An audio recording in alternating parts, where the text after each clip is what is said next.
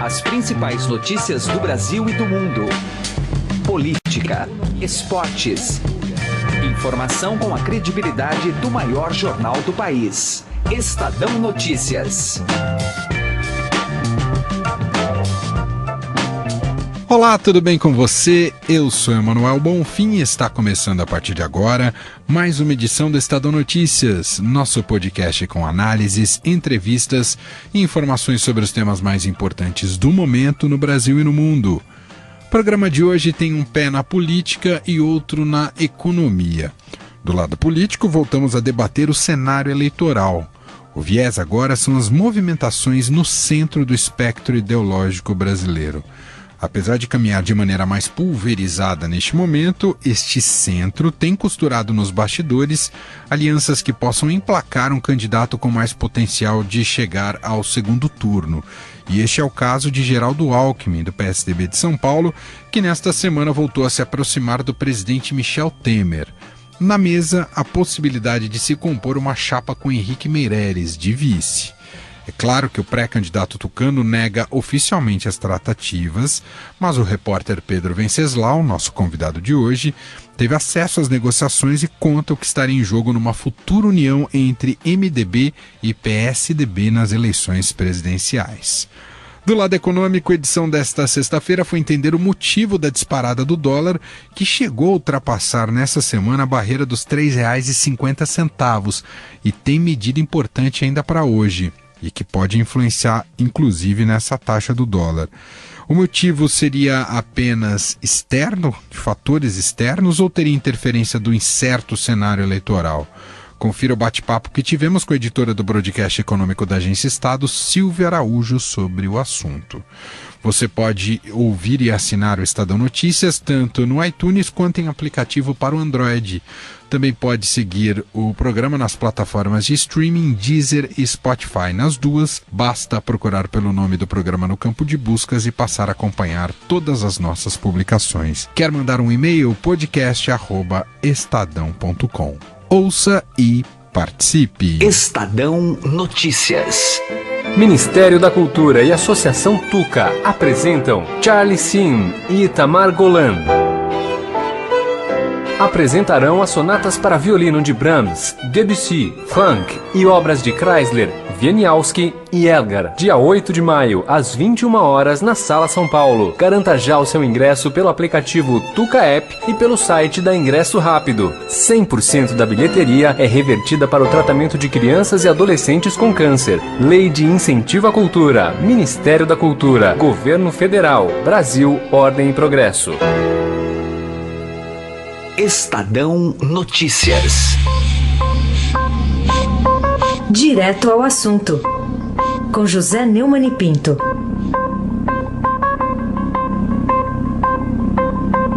A decisão estapafúrdia da segunda turma do Supremo Tribunal Federal, liderada pelos ministros Gilmar Deixa que eu solto Mendes, Ricardo Frango com Polenta Lewandowski e Dias Maluf Torres Toffoli, criou uma tal confusão no meio jurídico, comemoração da defesa do PT, que o juiz Sérgio Moro, da 13ª Vara de Curitiba, foi obrigado a botar as coisas nos seus devidos lugares. Aliás, coisas que hoje cedo o leitor do Estadão já tinha acesso a elas quando leu o editorial da página 3, né? O balaio da insegurança, mostrando que esses ministros sôfregos do Supremo estão criando problemas, embaraços, onde deveriam ser soluções. Esses senhores, por exemplo, sabem muito bem que estavam julgando embargos, não estavam julgando mérito de nada, e que o relator já tinha decidido monocraticamente, e eles mesmos já tinham decidido 2 vezes, a última em outubro, por 5-0. Agora os 3 mudam de opinião e resolvem, numa votação recente, de que o Moro não pode citar na sua sentença as delações premiadas da Odebrecht. O jornal já mostrou, e o Moro repetiu isso não influi em nada no destino do do processo e dos outros processos da Lava Jato que estão lá em Curitiba. Isso não muda nada. A defesa do Lula continua com fantasias, né? Agora, a questão toda é a seguinte: o Supremo, através desses três que eu citei, e mais do Marco Aurélio Melado Melo, está criando insegurança jurídica por pura molecagem. Isso é coisa de moleque. É balaio de gatos de moleque. Eu vou sugerir que eles adiram aquele velho tema de gozação do Chacrinha. Eu não vim aqui para explicar, eu vim aqui para confundir. Abelardo Barbosa. José Neumann e Pinto, direto ao assunto. Estadão Notícias. Política.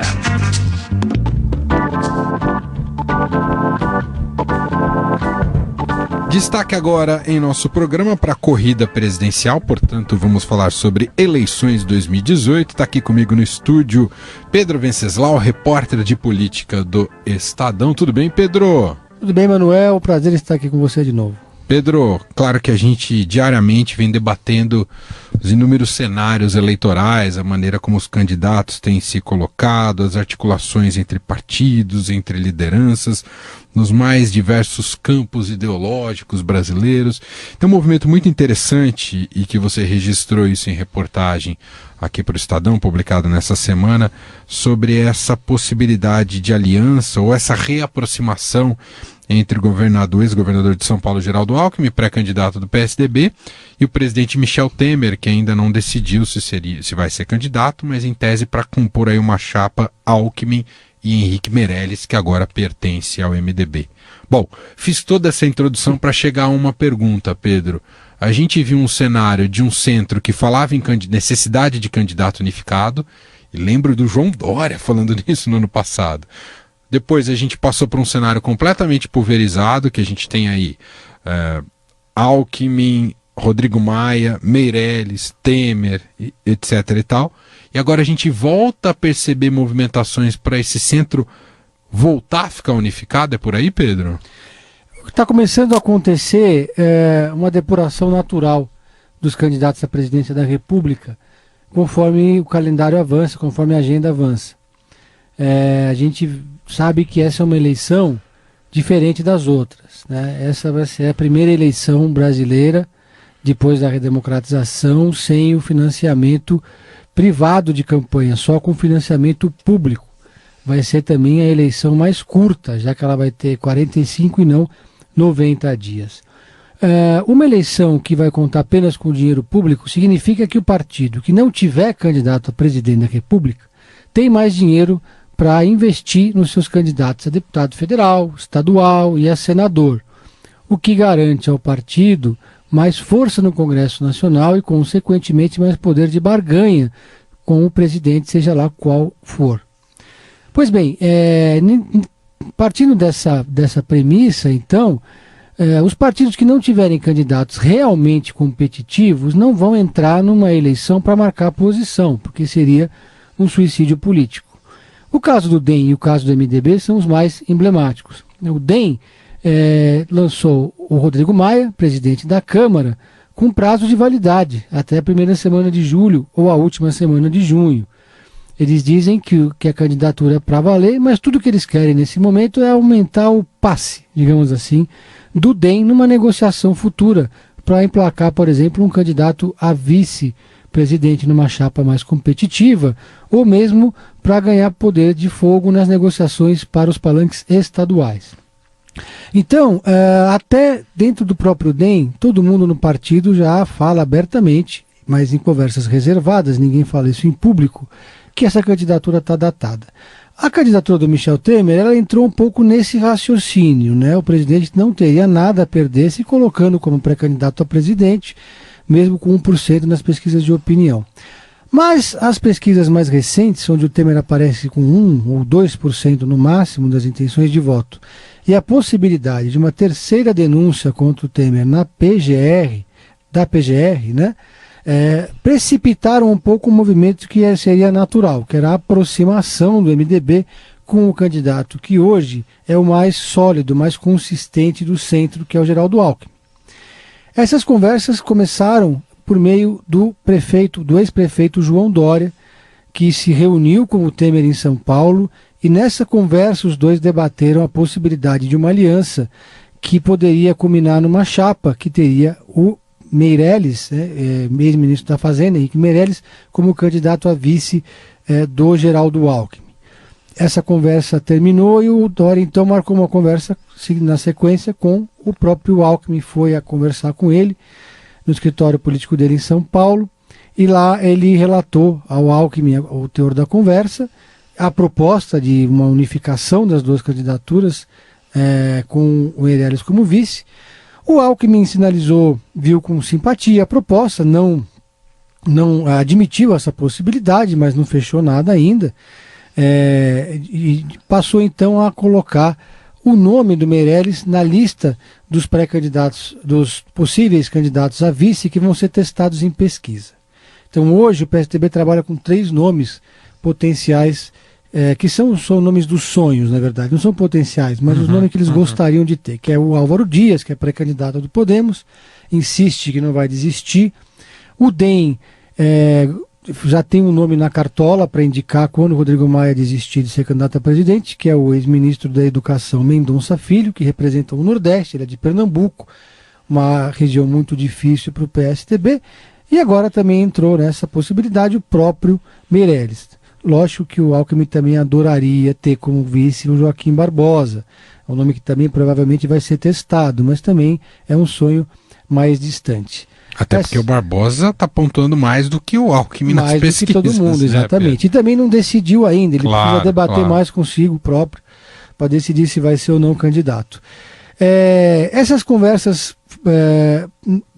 no primeiro momento, passariam até por um acordo em São Paulo. Poderia haver aqui também uma unificação dos palanques. Foi aí que a coisa degringolou, porque o Paulo Scaff não abre mão e o João Dória não abre mão. Então, e os dois são os que melhor pontuam nas pesquisas de intenção de voto. Um é líder, o outro é vice-líder. Eles estão em empate técnico. Isso aí gerou um desconforto muito grande. O Scaff foi para Brasília na quinta-feira, reuniu-se com o Temer e cobrou dele, né, essa história dele ter que desistir da candidatura em nome de uma composição nacional. Estavam presentes também nessa reunião no Palácio do Planalto o presidente nacional do MDB, Romero Jucá, o líder do MDB na Câmara, Baleia Rossi. Ali então eles deram garantias ao Scaff de que as conversas com o MDB não vão influir na candidatura dele em São Paulo, ou seja, que ele não vai ser rifado aqui em São Paulo, que vai ser mantida a candidatura do Scaff. É lógico que depois que essa reportagem foi publicada, isso causou um mal-estar muito grande. O Alckmin teve que vir a público dizer que a candidatura, que não há uma negociação, até porque ele respeita o tempo do MDB, e então ele não poderia colocar o Meirelles como candidato a vice nesse momento. Seria realmente constrangedor, porque o próprio Meirelles não aceita por hora essa hipótese. Ele quer ser candidato a presidente. Então foi esse o movimento das, digamos, placas tectônicas que anteciparam um pouco um debate que eles gostariam que ocorressem mais no limite do prazo legal, lá para junho, julho. Quer dizer, o que você está dizendo para a gente, Pedro, é que naturalmente esses debates, esse afunilamento deveria ocorrer daqui até agosto em torno de um único nome para o centro, ou pelo menos um nome do centro com mais potencial, com mais viabilidade de segundo turno, que talvez seja o Geraldo Alckmin, mas houve uma antecipação com 2 partidos muito fortes. É isso? É assim que a gente pode entender, Pedro? E houve também, não interessa a ninguém nesse momento que essa história seja tornada pública. Essas conversas, o ideal para os políticos é que elas ocorram de maneira muitíssimo reservada, né? Ocorre que ela vazou, né? Ela foi divulgada, nós tivemos acesso a ao conteúdo das conversas, e muita gente se irritou com o Dória, porque o Dória foi ele que colocou nas conversas a questão de São Paulo, que não estava colocada antes. O Dória é apontado, inclusive, por alguns setores do PMDB como candidato ideal à presidência. No certo sentido, pelo olhar estratégico do Dória, faz todo sentido, né? Eu boto o Alckmin lá do lado do Temer, o Temer empurra o SCAF e abre a avenida para mim, né? Pensando, olhando para o próprio umbigo, faz todo sentido ele tentar costurar essa aliança, né, Pedro? Agora, repare, essa narrativa, ela mostra, se você olhar o roteiro dessas conversas, como elas aconteceram, você pode perguntar, mas por que o Temer não sentou com o Alckmin? Por que foi o Dória falar com o Temer e depois levou o recado do Temer para o Alckmin, que então passou a colocar essa hipótese para o PSDB? Simplesmente porque eles estavam muito afastados. A conversa institucional, digamos assim, não entre o PMDB e o PSDB, ou entre o governo federal e o Alckmin, ela não está acontecendo, porque o Alckmin até o momento não fez a menor questão de insistir, de abrir essa conversa. Ele está deixando isso lá para o final. A estratégia original do Alckmin é amarrar primeiro ali um grupo de pelo menos 5 partidos médios e pequenos que garantiriam a ele um tempo de televisão ali considerável, e aí com essa plataforma de segurança então partir para a negociação com o DEM e com o MDB. Os tucanos acham que por inércia esses dois partidos iriam se aproximar do Alckmin. Portanto, irritou um pouco o PSDB esse pacote pronto, esse prato feito que o MDB apresentou de colocar o Meirelles como vice. Porque é muito mais interessante, muito mais importante para o MDB estar com o Alckmin do que o Alckmin ter o PMDB. Né? Tem o tempo de televisão que é muito grande, é mais de 4 minutos. É um partido que tem muito dinheiro, que tem capilaridade, mas é um partido que tem o Cunha. É o partido que tem o Sérgio Cabral, que tem o Temer. Tem o próprio Temer. É um partido que carrega a impopularidade de 70% na sua marca, na marca do governo do Temer, está lá colocada como MDB. Quer dizer, então, é um partido que tem um tesouro, guarda um tesouro, mas é difícil abraçar. Exatamente. E no final das contas, o mundo político já percebeu que para conseguir vencer essa eleição, eles precisam criar um corpo sólido, unificado. Porque o Lula está preso, mas ainda lidera as pesquisas de opinião. Ele tem ali um arcabouço de votos que, quando ele tiver a candidatura rejeitada lá em 15 de agosto pelo TSE, alguma coisa vai acontecer com esses votos. E o menos provável é que esses votos migrem para um candidato de centro ou de centro-direita. O mais provável é que esse eleitor do Lula ele vá procurar alguém que tenha alguma identidade, no mínimo ideológica, ou um discurso próximo do seu. Ou um outsider, ou outro polo, né? Então, e foi o surgimento do Joaquim Barbosa, com 8%, com verniz de centro-esquerda. Foi ministro do STF indicado pelo Lula, mas foi o que encabeçou o mensalão e denunciou Zé Dirceu, origem humilde, primeiro negro no STF, pode ser o nosso Obama brasileiro. É um discurso muito sedutor para o campo do centro, da centro-esquerda. Então, passou-se a criar um sentimento de que o centro, se não tiver unificado, se não parar de brincar, ou de fazer balão de ensaio, eles vão chegar completamente divididos e talvez sejam engolidos por uma Marina Silva, por um Joaquim Barbosa, por um Ciro Gomes, por um Bolsonaro. Então eles começaram a precipitar as articulações para encontrar uma liga entre eles nessa eleição presidencial. Sensacional aqui, até um panorama completo do Pedro Venceslau, que está acompanhando de perto essa movimentação, como ele bem disse, das placas tectônicas do universo político brasileiro. Teremos, evidentemente, mais capítulos aí para frente e a gente vai registrar por aqui, porque estamos acompanhando de perto tudo que ocorre no campo eleitoral. Pedro, muito obrigado mais uma vez pela participação, um grande abraço, viu? Grande abraço a todos, é sempre um prazer. Estadão Notícias. Economia. Normalmente ela está aqui nas segundas-feiras no nosso programa para falar da agenda econômica dessa semana. Hoje a gente foi atrás de Silvia Araújo, editora do Broadcast Econômico da Agência Estado, um pouco também para repercutir uma semana muito turbulenta no mercado financeiro, especialmente aqui no Brasil. dólar em disparada, e a Silvia vai explicar para a gente o que está acontecendo. Primeiramente, tudo bem, Silvia? Oi, Emanuel, tudo bem? Obrigado por ter aceitado o convite de antecipar sua participação aqui no nosso programa. Um pouco para você contar para o nosso ouvinte o que está acontecendo com esse momento de dólar cada vez mais em alta, se é algo que vai passar, é só uma fase, não tem relação com as contas no Brasil, enfim, queria que você desse uma geral para a gente. É um período de volatilidade nos mercados e não só no mercado brasileiro. Há uma volatilidade forte no mercado internacional, essa alta toda acentuada que a gente teve ao longo da semana no dólar aqui, consequentemente desvalorização do real. Boa parte disso nós importamos principalmente lá dos Estados Unidos. O que está acontecendo lá? Existe uma expectativa de que os juros norte-americanos vá subir mais do que os próprios analistas estavam esperando. Na realidade, num ritmo mais rápido do que eles estavam esperando. Até o final do ano passado, existia uma expectativa de 3 altas do juro americano, podendo chegar até a 4. Mas essa quarta alta já estava até um pouco descartada. Só que esse começo de ano, alguns indicadores da economia norte-americana estão mostrando a aceleração, estão mostrando que a economia lá vai muito bem, obrigado. E se a economia lá vai muito bem, obrigado, há uma pressão principalmente sobre os índices de preços, os índices de inflação. E o Banco Central lá, o Federal Reserve, assim como o Banco Central daqui, a última coisa que eles querem é alta de inflação.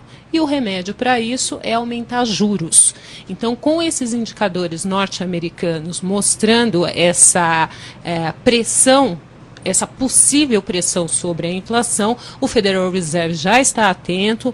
Alguns dirigentes aí do Banco Central norte-americano têm sinalizado para o mercado, e o mercado tem entendido que essa quarta alta de juros nos Estados Unidos pode vir mais rápido do que eles estavam esperando. Agora, Silvio, não sei se é pintar um quadro trágico, mas eu queria aqui, posso estar extrapolando um pouco a análise, mas enfim, você me põe no prumo. A gente olha para essa semana turbulenta, de que maneira isso pode estar associado com os nossos problemas de contas públicas? Então, se a gente vive uma maré positiva de o mundo tá com bastante dinheiro, isso favorece o Brasil. Mas se esse dinheiro começa a ir embora e a gente tem esse problema fiscal, esse rombo fiscal enorme no Brasil, a longo prazo, isso daqui não pode ser só um primeiro momento de um país que está cada vez mais quebrado, mais um sinal de um país cada vez mais quebrado? E é por isso que o Brasil vive em ajuste fiscal. Nós estamos em ajuste fiscal nesse momento, né? Então, quando se estabelece metas aí de déficit ou de superávites fiscais, e nesse momento a gente tem meta de déficit para esse ano, para o ano que vem, tivemos no ano passado, isso significa que o país precisa fazer um ajuste fiscal. O que é fazer um ajuste fiscal? É saber gastar bem aquilo que se arrecada. O que se arrecada? Impostos e contribuições. Todos esses impostos e contribuições fazem a receita do governo federal.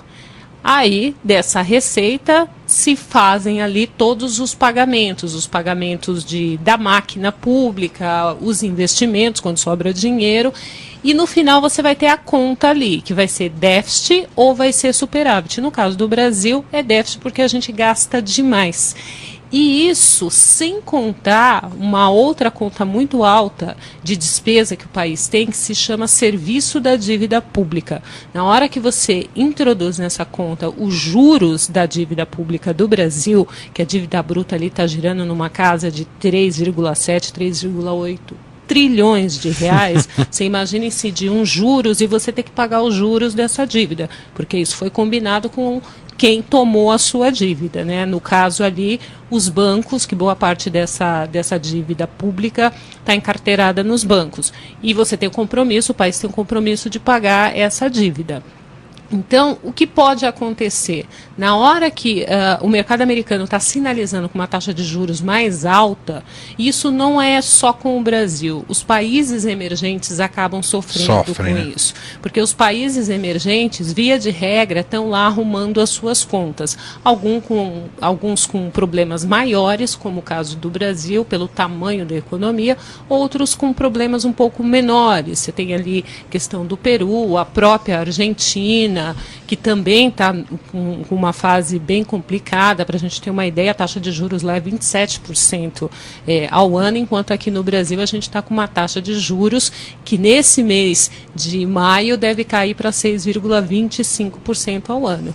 O fato é que o dinheiro, o investidor procura rentabilidade e rentabilidade segura. E nesse momento, rentabilidade segura é o título do Tesouro Americano. Essa é Silvia Araújo, editora do Broadcast Econômico da Agência Estado, participa do Conexão Estadão na Rádio Dourado e mais uma vez participando aqui do nosso programa. Muito obrigado, viu, Silvia? Até uma próxima.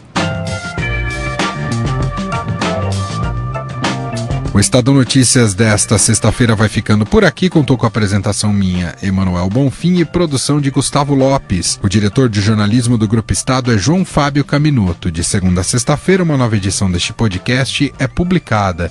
Tem tudo no blog Estadão Podcasts. Estamos também presentes na Deezer. Procure por este e outros podcasts do Estadão por lá e mande seu comentário e sugestão para o e-mail podcast@estadão.com. Um abraço, uma excelente sexta-feira para você e até mais. Estadão Notícias.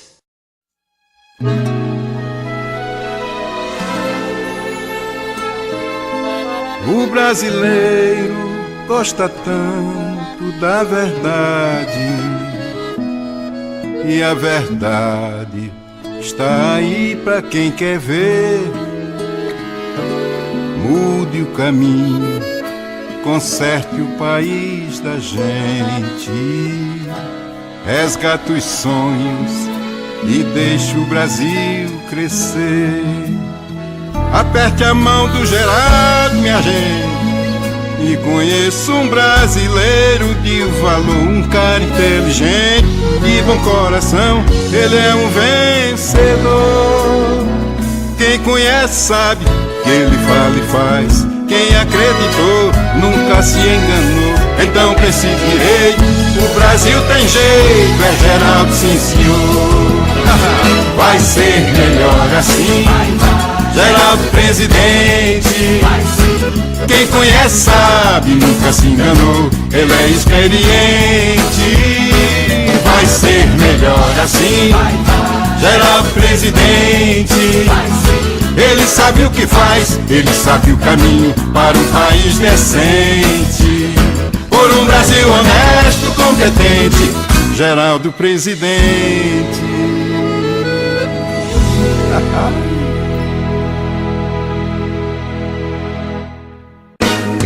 Tô com Geraldo porque vi que a gente boa é cara limpa, sangue bom, boa pessoa. Chegou sincero, conquistou meu coração. Com Geraldo é diferente, ninguém fica na mão.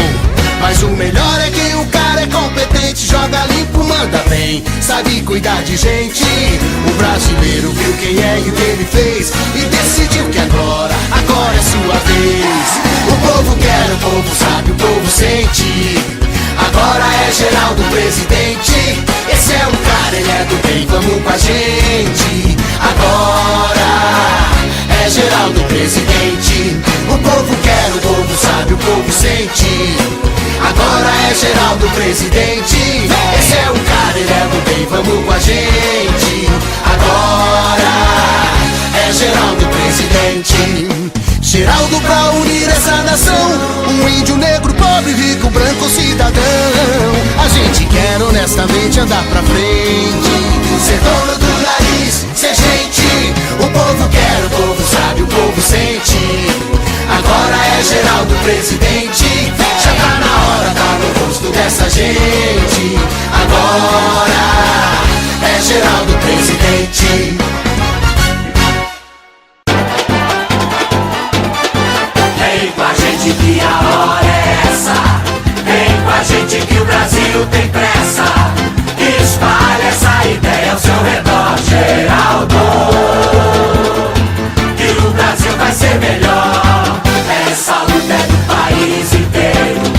Tá na mão de cada brasileiro. Um novo nome, novos rumos, novos planos, Geraldo.